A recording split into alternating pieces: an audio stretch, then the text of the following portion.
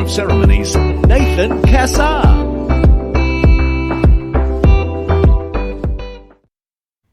Well, welcome to the Justice Plan TV and podcast show, where we bring the wedding experts to your home to provide you with insider tips and knowledge to help make your special day go just as planned.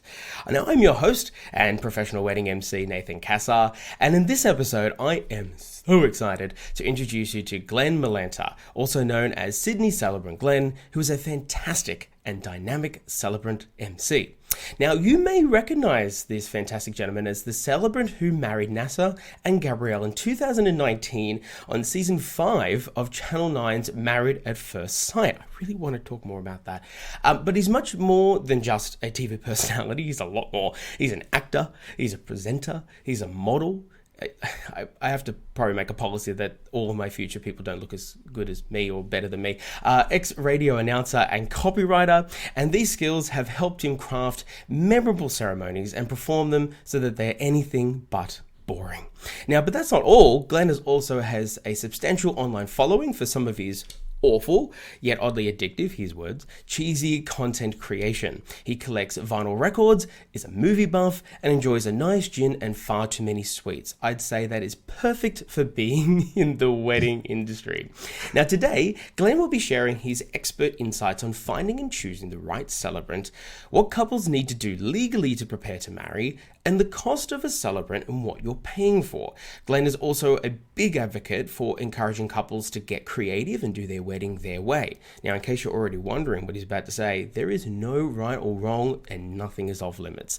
And of course, Glenn is always here to bring a sense of fun to a couple's wedding. So we'll be talking about how he injects that very sense of joy into every ceremony he officiates. So sit back, relax, and get ready to learn from the one and only Sydney Celebrant Glenn. Glenn, welcome. Wow, thank you. I honestly, I felt like that was a eulogy for... What? You're not dying? Maybe my funeral or this is your live segment. I've never had anyone build me up in such a way. I'm impressed. Stop. You've done your research. No way. Are you kidding me? I think it's amazing. I think you have me it. on there as if you haven't been built up like that before. You wrote half of that, so... Look, I feel like that was a copywriter. And whilst I have experience in copywriting, I don't think I wrote half that, no. But I'm very impressed that you've done your research. Thank you very much, Mr. Cassar. Of course, I absolutely have done my research. So, and of course, we've had the pleasure of working together before, and we were just talking before we started the show about how we've both commented to one another in the past that we are very similar in our approach, particularly when it comes to our onstage craft. So as though I'm not a celebrant and you are, we share a lot of fundamentals when it comes to engaging a crowd.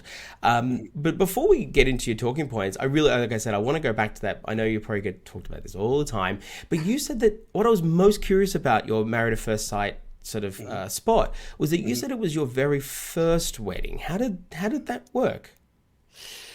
It was actually. So I became registered as a civil marriage celebrant in 2017, and I was in the process of building a website, creating social pages. And my mother-in-law actually at the time was at a party chatting to, I think, a friend's child's boyfriend who just by chance happened to be a producer on Married at First Sight. And she mentioned at the time that her son-in-law was a marriage celebrant as well as an MC and had a background in media.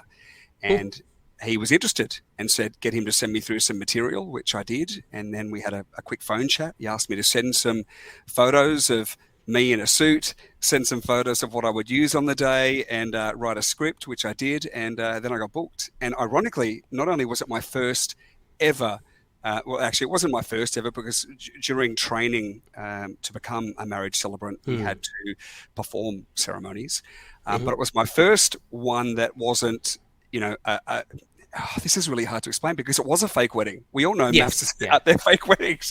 But it was my first you've just one broken some hearts out there. I know, I'm sorry. But it felt like it wasn't a fake wedding the first time I ever did maths. I actually did maths twice, but the first time I did it for Nasser and Gabrielle's wedding, there was this really lovely feeling that this was real because the way we shot that first wedding was that we shot it from start to finish, with no stops for sound, with no production notes along the way. Things did change then, the second time I did it. And now I see, whenever I see maths, it's kind of cut up the ceremony in particular to a near, almost near its death. Like there is no structure of that ceremony anymore. Which is part of my issue personally, if I'm completely honest about maths these days. I used to watch it because I love the ceremony and I love seeing the exploration of couples and their initial thoughts and hopeful attractions of each other, but then seeing that relationship play out. And I really got that sense with Nasser and Gabrielle. I actually thought, this is really funny, and Gabrielle and Nasser will probably hate me for saying this, but I left that wedding and I remember feeling like they were the real deal, and one day I was going to be their real celebrant and marry them. Now, I could not have been more wrong. I must admit, I didn't watch your season. I in 2017, I was in the middle of the Pacific Ocean on cruise ships. But it's do you still talk to them at all? Like, do you still keep in contact with them? I do. I actually caught up with Nasser at an event the other night, an event for a new or a second season actually of a TV program called Love Me. So I caught up with him on the red carpet. We had a bit of a chat. And Gabrielle is a good mate of mine and we chat often. Gabrielle has now become a marriage celebrant herself. I've coached her through that. Really? Yeah. Wow, so she's now cool. a marriage celebrant in her own right. Your Love Story by Gabrielle. She can be found if anyone is interested in finding her, an ex-maths expat. Not that I'm sending business away from me, but she's equally as fantastic. Interesting, little hook, right? I love that. Okay, all right. Yeah, but the other thing I was going to say was, ironically, that the first wedding, not only was maths my first kind of big wedding, but it was actually on my birthday. Oh, so I gave up my birthday. Amazing. I married at first sight. A fake wedding on your birthday. I love it. Fake wedding on my birthday. And then the second time that I did it, it was also on my birthday. Oh, stop. That's amazing. Well, happy birthday when your birthday comes around again. Let's talk about real weddings for a second, because I know we just spent a bit of time talking about fake weddings. Let's talk about the real ones that you do, because you do a lot of real weddings a year and you're very good at what you do. How do people find and choose the one that really vibes for them? What would you say is what really goes in people's minds when they say, this is how I do it, and this is the person for me? Yeah. Look, it is the $1 million question, if I'm honest. And it's one that we feel like we're kind of vetted in some ways, but at the same time, when I'm speaking to couples, I want to make sure that we're the right fit. I think the answer to life, and now that I'm in my 40s, people who ask me this, I'll always say the answer to life is connection. It's being connected to people. It's being connected to your craft or what it is that you do, your purpose. Your purpose is ultimately what kind of drives us all, connected to whatever you're so interested in. And I think when it comes to choosing this element, it's got to be someone that you feel connected to, somebody that you feel comfortable with, somebody who you feel that ultimately can bring you out in a ceremony and perform that ceremony so beautifully and in the way that you want it, which can sometimes be a bit of a challenge. The industry has changed quite a lot, even in the time that I've been a marriage celebrant. It used to be largely performed by, older men or women, and I'm certainly not ageist by any means. Some of the older celebrants that I know are absolutely sensational, and I'm big fans of what they do. But it's also introduced, also seen the introduction of a lot of younger, vibey celebrants. Now, I guess my style, when people ask me, is, and for anybody that is considering me, what is my style? What you see is kind of what you get. I'm a big fan. I'm a bit of a gushy romantic, if I'm honest. I know. I've listened to your ceremonies before. You are a ham, and I love it. I'm a bit of a ham. I do like structure to a ceremony. Of course. I do like keeping some of the traditionality to a ceremony. I think for me that's important. So whilst I do know there are other celebrants who won't do things like the asking, they just don't see it as something that we need to do. Now, the asking is when you'll say, Nathan, do you come here today of your own free will to take Natalie Portman to be your lawful wedded wife? And of course you'll say, I do. Now, that is not a legal requirement. But for me, I just think that part when a couple says I do is kind of synonymous with a wedding. So I Yes. like to keep some of the tradition in, and I keep largely a traditional structure to what I do. Hmm. Um, but I then infuse some of the little fun elements if couples are up for it. Yeah. And one example of that, it's probably less fun, but more making it personal for the customer, is really crafting their story, and Hmm. not in its fairy tale form. It's not Disney unless the couple is, they're Disney fans and that's the way they want their story told. Yeah. But it has to be real and authentic. I think when you're telling the couple's story, I have a set of questions that I ask my couples to understand them, to understand how they met, who made the first move, Hmm. what first attracted them to each other, what they love about each other, what things they have in common, what irks them about each other. Like, I want to know everything. I'm a bit nosy like that. Now, when I find I learn all of that, then I kind of consider, what do I think is the bedrock of their story? What is the Hmm. foundation of their story that really makes this couple work so well? And how do I bring that out in a ceremony? How do we celebrate that in their ceremony? So then I kind of craft the ceremony largely around their story, but then Hmm. I add in some of the traditional elements because I think it makes it feel like a wedding. But then if they're up for it, again, I'll add in some fun because I think what that tends to do is relax the couple. And I couple, I love mean, that. Yeah. this is not, it's not relaxing. Let's face it, standing there in front of Well, people, no. it's, it's nerve-wracking for people. True, true, absolutely. And I think it's great that you're giving people that option because, as you know, there's like almost 10,000 celebrants in Australia now. It's creeping up to that number very, very quickly. And Damn so them. and so like there's a lot. Like you type in Google, like you're gonna find so many, and Yeah, it is one of the most overwhelming things that couples can go through. yeah. So it's I think the best what you're to sort of distill what you're saying there is basically is that the best of you are able to say, here I am, this is what I'm about, and then couples then have the responsibility to be like, does that work for me, or do I need Mhm. something a lot more zany? Do I need, do I want someone who's willing to dress up in a costume, or do I want somebody who is just purely great at those Legos only in the courthouse, just get things over and done with kind of style? And that's totally fine. Like I think, but I love that there is that option there that is expanded in the last, say 10 or so years in the industry. Mm. So speaking of sort of away from like all the flowery, it's like beautiful stuff that obviously the copy, so to speak, that has to go into the wedding. Mm. Let's talk legals for a second. Mm. Sounds a little boring, but very important, obviously. What are the main fundamentals of the legal requirements for a couple when it comes to getting married? For anyone wanting to marry, what you need to start with is the notice of intended marriage, which is a Okay. form that we refer to as the NOIM, the acronym, and that needs to be completed and signed by an authorized witness anytime 18 months out from a wedding, and lodged with a celebrant anytime 18 months out, but no later than 1 month before the solemnization of that marriage. Rightio. That's the first thing. That's really important.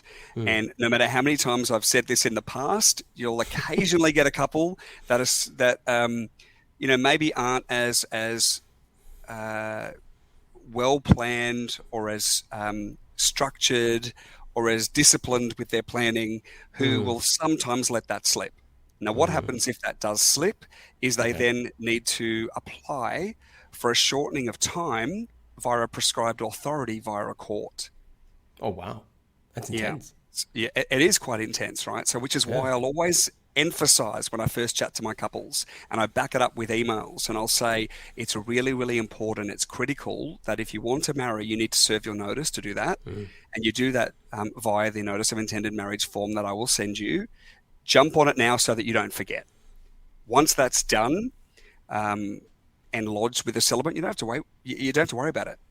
And Oh, closer to your wedding date, then it's really about just building your perfect ceremony. And, a celebrant like me would then build the rest of the legals for the day that the couple oh, perfect. would then So sign. basically, there's one big thing they need to make sure they take care of individually One for big thing, themselves. one big thing, but then there is another, a declaration of no legal impediment, Ah, which has to be signed, which is like a stat dec. Okay. which is basically saying that there's no legal reason, there's no legal impediment to their marriage. There's no legal reason they can't marry each other. Like they're currently perhaps secretly already still married or something like that? Absolutely. So basically, that is saying I'm marriageable age. So I'm an age that I can marry. I'm not in a prohibited relationship. I haven't suddenly realised that we're brother and sister. The law in this country does allow you to go kind of adjacent. You can marry aunties and uncles and cousins and that sort of thing, but you can't go up or down a line. Right. So it's basically saying that there's no prohibition in terms of the relationship to this marriage, and there's nothing legally that would stand in the way of us doing this. Marriageable age, not prohibited to marry, and there's no other legal reason that I couldn't marry this person. And we would then sign that. Now, lots of celebrants argue this point because the Marriage Act actually says, I can't remember the specific wording, but it says something like as close to the wedding as possible.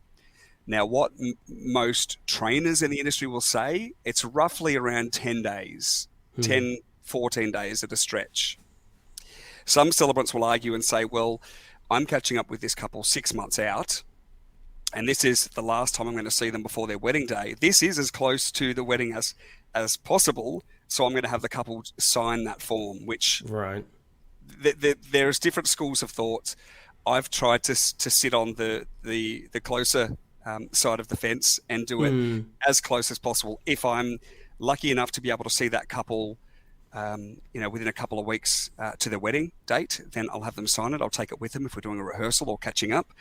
But largely what I do is I have them sign that form on their wedding day. Now, what they have to do is sign that form before they marry. So normally one of the parties to the marriage is there before the other. So I'll have that person sign the declaration of no legal impediment. And then when the other party arrives, I always step away from the ceremony space and go and check on the other party and make sure that their nerves are okay. They don't need anything before we start. They don't need a toilet break. Sometimes if it's a bride, there might be an issue with a veil or something. We've got to fix something, or, things do tend to happen. Or sometimes if, I've found in the past, if a couple has kids before they marry, the page boy, the flower girl needs to go to the toilet. So we're kind of waiting for that to happen. So it gives me time to check on everyone. We then sign off that declaration of no legal impediment. I then step back and we're kind of ready to kick off and start the ceremony. Wonderful. So it really sounds like it's a really, I don't mean to make it sound reductive, but I mean, even from someone who's not a celebrant, like outside in, if I'm getting married at some point, it sounds like it's actually not that difficult. There's just a process to follow, and as you say, structure, some element of structure in the back end is really important to reduce the stresses that may come in those last 30 to 45 days of a wedding in the lead up. So listen to your celebrants. I think that is the best listen to your celebrants, people. Couple other things. So with the NOIM, obviously with that, if you have been married before, you'll need to provide evidence of the dissolution of any previous marriage or of the last previous marriage. And you'll also need to provide some ID. So all you need to marry in terms of ID is a passport, or in lieu of a passport, a birth certificate and a driver's license. Huh. There you go. Now, so that's in the lead up to the wedding. Then on the wedding day, after you've signed the declaration of no legal impediment, the ceremony is performed. If you're signing within the ceremony or after the ceremony, you'll then sign 2 official certificates of marriage, and you'll sign a commemorative certificate. Or the fancy name we use is Form 15. It's very fancy. Ooh, very sexy. Very sexy. So those are the other. So basically on the day, we need 15 signatures. Oh, if really? you consider, yeah. So we sign, we're obviously signing 2 official certificates of marriage, and we're also signing the commemorative Form 15, right? So that's the celebrant. We're signing 3 times. The bride and groom, or groom and groom, or bride and bride, whoever they are, needs to sign 3 times. And then they're witnesses. So there needs to be witnesses, 2 witnesses, 18 years of age or over, obviously. They need to sign as well. So that's 5 of us signing. By 3 is 15 signatures.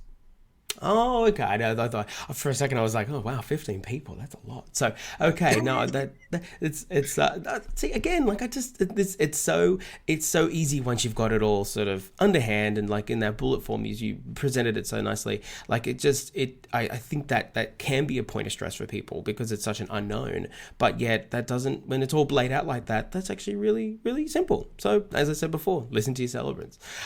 We're running out of time, Glenn, because I knew this would happen because you and I are just in We talk too much. We do. It's what fellow entertainers do. We like the sound of our own voices. But I do want to talk about something that as I said at the very beginning, where you and I vibe quite strongly on in the sense of is what we're both about, and it's about sort of injecting the fun into the weddings. So ceremony and reception because we're both MCs. What is some of the ways that you recommend that both you can personally interject fun and creativity into a wedding, but then also generally some great things you may have seen out there that couples are doing that really just take their wedding to the next level and actually make it so that people talk about them for the rest of their lives? Oh, look, I'm a huge fan, as you pointed out in the intro, of doing it your way. And I'll always say to my couples, there's no right or wrong. There are legal things that have to be done, obviously, and we will take care of those. But beyond that, I encourage couples to research, jump on Pinterest or jump on YouTube or, watch Instagram videos, jump on websites, read up on traditions or rituals, but feel free to change those things. I recently performed a crowning ceremony, which is traditionally Greek in somebody's ceremony using the Stephanias. And we did an abridged version because obviously in an Orthodox church, they are performing those ceremonies or services in Greek. Now, obviously, I don't speak Greek. I can say a couple of phrases, probably not appropriate for this chat. But I came up with a way of modernizing that. So ways that you can bring fun is through traditions or rituals. You can, perform a hand fasting, an old pagan tradition, or incorporate a wine box ceremony, or incorporate children, or, there's lots of weird and wonderful things that you can do. But beyond that, there's things that you can include in the ceremony that really make it pop. Before the ceremony, if I start there, I found out, I realized very quickly that guests don't always look happy, which surprised me at a wedding. They don't always look happy when they're kind of sitting down for the first time. And I don't think it's that they're unhappy. I think it's that they're not just sitting there smiling. And I wanted to come up with a way of encouraging people to actually enjoy, the moment and almost give them permission to have fun and enjoy it, right? So I came up with some ceremony activities. So I've got an activity that I perform a lot before the ceremony begins, and that's largely for guests to get them excited. It's how well kind of do they know the couple situation. But then during the ceremony, there's some little fun activities that I've developed for the bride and groom, or bride and bride, or groom and groom, for them to kind of find some lightheartedness, some light and shade in the ceremony, and some laughs and have a good time. So it's basically activities that I've created to bring some fun into them.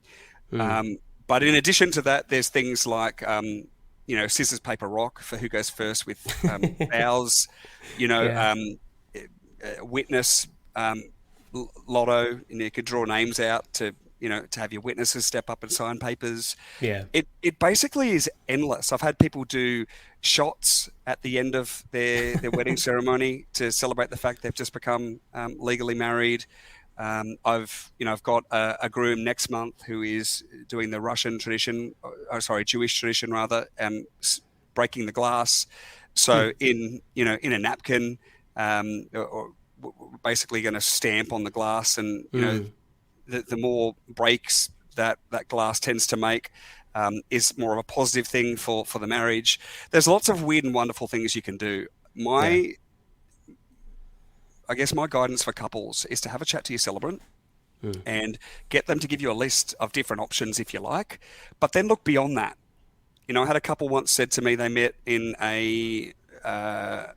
sitting in a gutter outside of McDonald's after meeting having a late night out and enjoying some drinks and probably having a few too many, they decided they'd have some sneaky cheeseburgers on the way home. Wow. And they wanted to incorporate that. They wanted Uber Eats to turn up, give everyone a cheeseburger while we told their story. You know, I love that. So you can really make it your own. I've a couple of times now in, 7 years of me being a marriage celebrant, I have performed 2 surprise vow renewals for elderly grandparents who were celebrating a milestone anniversary very close to the couple's wedding date. So I'd suggest, well, why don't we surprise them? So while we set up the couple and their love story, we then kind of give a nod to another beautiful love story that's, celebrated so many years. And we take them through the process of renewing their vows, and I give them a certificate, and everyone cries. We all cry, and we all, party the night away. Oh, see, I love that. I love the tapestry of difference when people just take a moment to obviously leverage people like yours and I's sort of experience and things that we've seen before, but then also take it upon themselves to look a little bit introspectively and think, okay, it doesn't just have to necessarily, of course, if they want it, that's fine. If they just want the straight and narrow, let's just get married, let's do it. That's cool. But it's great when you're paying service to the guests that have come all this way as well to celebrate with you. And, I'm sure it's a big focus, like as you mentioned before, with the games you do and stuff. I do a lot of games myself during my receptions, and it's all about making sure you're definitely paying tribute to the guests that have come to make sure that they're happy as anything they possibly could be, so that they're going to give it all back to the couple at the end of the day. So I love that, and there's so many things you can do. Glenn, we have unfortunately ran out of time. It kills me. I know, it's insane. I totally expected this. One thing I will say as well, because you Please. mentioned it before, is choosing me as your celebrant. I'm a bit of a chameleon. I'm like you, Nathan, and because we have a background in entertainment, me in media as an actor, presenter, radio announcer, etc. I can be the chameleon. So if couples really want me to dress up as their favorite Shrek character, I'm happy to do that because I'm a performer. Please invite me to that wedding. I definitely will. Or if they want to keep it really traditional and beautiful, we can do that too. Absolutely. Just find someone that you really connect and vibe with. Because as civil marriage celebrants, as you mentioned, with almost 10,000 of us, there are so many amazing ones. And I get a bit of imposter syndrome sometimes when I look at other people's content. I go, oh, wow, they're so good. But don't get like that, there are Glenn. so many people that are good. You've just I look at your content and I think the same thing. Stop it. Likewise, I think we both do that to each other. But just find someone you connect with, because at the end of the day, we're all human. And, the difference between, I think, you and me, Nathan, is with our backgrounds, we can play the chameleon. We can be whatever you want us to be for your wedding day, really. Not everyone can do that, I don't think. But couples are so sport with choice for both ceremony and MC.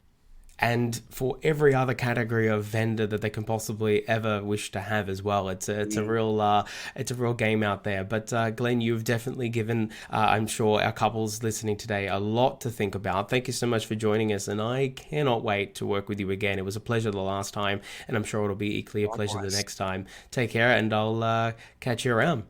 Thanks for having me. Take care, guys. Well, there you have it. Thank you so much for tuning in to the Just As Planned TV and podcast show. We hope you enjoyed this episode and found some valuable insights and tips to help you plan your dream wedding. If you haven't already, hit the subscribe button on our channel and turn on notifications to stay up to date with our latest episodes. And if today's episode has inspired you in your own wedding journey, feel free to let us know in the comment section, or simply send through any burning questions you may have to hello@justasplan.com.au. We wish you all the very best in planning your big day, and we hope your wedding goes just as planned.